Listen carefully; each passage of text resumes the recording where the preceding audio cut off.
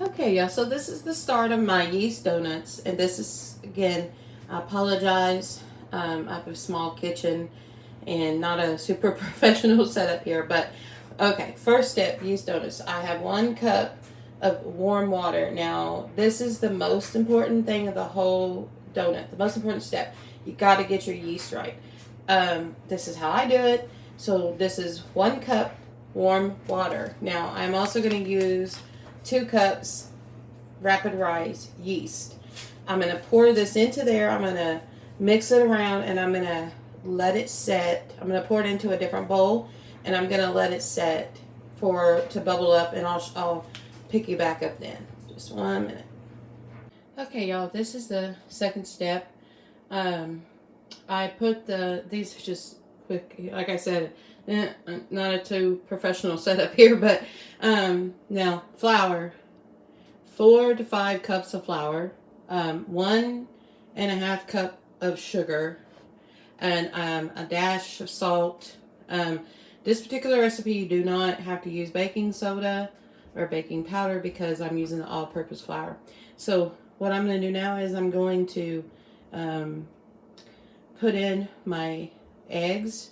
Now the eggs you do not want to put into with the cold, because they're cold. You could put them at room temperature, which I have left out here, as you see, and because the cold of the eggs could bring down the temperature of the yeast. So I want to let you know about that. And also shortening.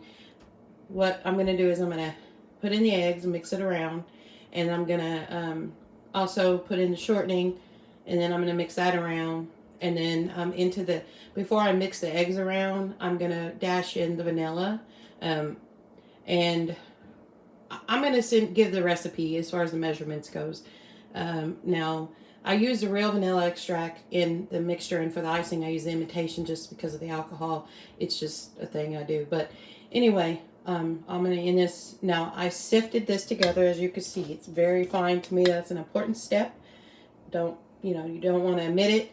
But if you don't have a sifter, you can. It's just something. Dollar Tree has them for $1. That's where I got mine. So let me move on to the next step for you. Okay, y'all, I also wanted to show you this. This is because I know there's been a lot of people that told me that they don't have a lot of experience with baking and this kind of thing. So I wanted to tell you, this is how I cut in. So I have the shortening, and I added a couple tablespoons of butter. So that's like a shortening butter mixture. Again, the measurements will be in the recipe, but you can actually buy a cutter if you want on Amazon, but I just use a fork. You can put 2 forks back to back if you want, or like in opposite directions. But again, I just use a fork. So what you're going to do is you're going to cut this in like it's a big blob right now. So I'm going to work it through. And also I wanted to show you that I put the 3 eggs into the mixture and mixed it around. And before I mixed it around, I added the vanilla in there. So this is what I'm going to show you. And again, I don't have a professional setup here yet. So I'm going to have to mix this up and get back with you. Okay, so now it's a nice crumbly dough. You see that? So at this point, I'm going to add my yeast in here. Then I'm going to do what we call milk scalding. So I'm going to put the proper amount of milk, heat it up slightly, and then let it cool down, because basically you want to keep everything the same temperature, because once the yeast goes in there, you don't want anything to drop your yeast temperature down. So here is the yeast, nice and foamy. I don't know if you could see, but I'm going to add that in to the mixture, and it should be foamy. It should be bubbling up. That lets you know your yeast has been activated. So let me mix this up, and then I'm going to pick up when we add the milk. Okay, y'all. So I went ahead and I added the milk in there. I heated the milk up maybe like 30 seconds. And if the milk is too hot, like I just use the finger touch. If it's too warm, then add a little cold milk. Mix it up, and it should make it the right temperature. You're just wanting, lightly warm milk. That's all. Now, as far as the dough goes, as you can see, I mixed it up. And this is how it should look at this stage. It has little chunks of the butter and the shortening in there. Now, I do not have a stand mixer. I have a hand mixer. I don't use it for this part, or for my yeast donuts.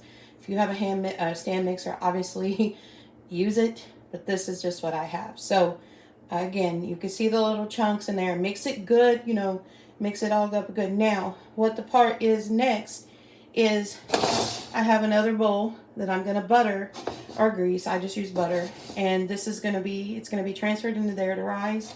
But this is not done. Obviously, it's way too thin, or thick, I guess is what you would say. So now this is the point I'm going to mix in flour, and I'm going to knead it. I can't really show a video of kneading it because I don't really have that set up yet, but I can explain that to someone if you don't know how to knead, which obviously that's not a big deal. I mean, you can learn. There's a lot of people who don't know how to knead because they don't bake breads or rolls or anything. So basically, we're just mixing in the flour, we're turning the dough, we're activating the yeast, mixing all the ingredients, and I do that by hand. So I'll come back to you when that's done. Now you add in as much flour as you need to make a consistent dough. So I'll pick you back up then. Okay, so I have, sorry, I had the camera the wrong way. Okay, so I have put it in the buttered bowl, and I have layered some butter over the top of it.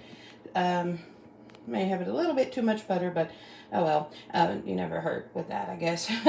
But so anyway, this is what it's going to look like. I'm going to cover it tightly, and I'm going to let it rise for at least an hour. And if we did it right, and if the yeast worked right, and we didn't kill off our yeast, it should rise and be double in size. So what I do also is to make a positive environment for the yeast. I will turn my air so it doesn't come on, and because I don't want the air blowing in the kitchen, and I turn the oven on, as you can see, and I let the dough set on the edge of the oven where it's warm. And sometimes I will even open up the oven door a little bit if it's too cold, because you want to give it a positive environment to rise. So covering it up, holding the heat in, and then a warm, environment, simulating a proof box. Again, sometimes, like I said, I could just kind of open that a little bit, and but in this case, it's warm enough in here, and my oven top is warm enough. I don't need to do that, but I will leave the oven going all the way through the proofing stage. Everyone in my house hates me because it gets really warm in here, and they all know when I'm making donuts because the temperature suddenly starts going up. Alrighty, so see you soon, and let's pray that we did the job right and it rises.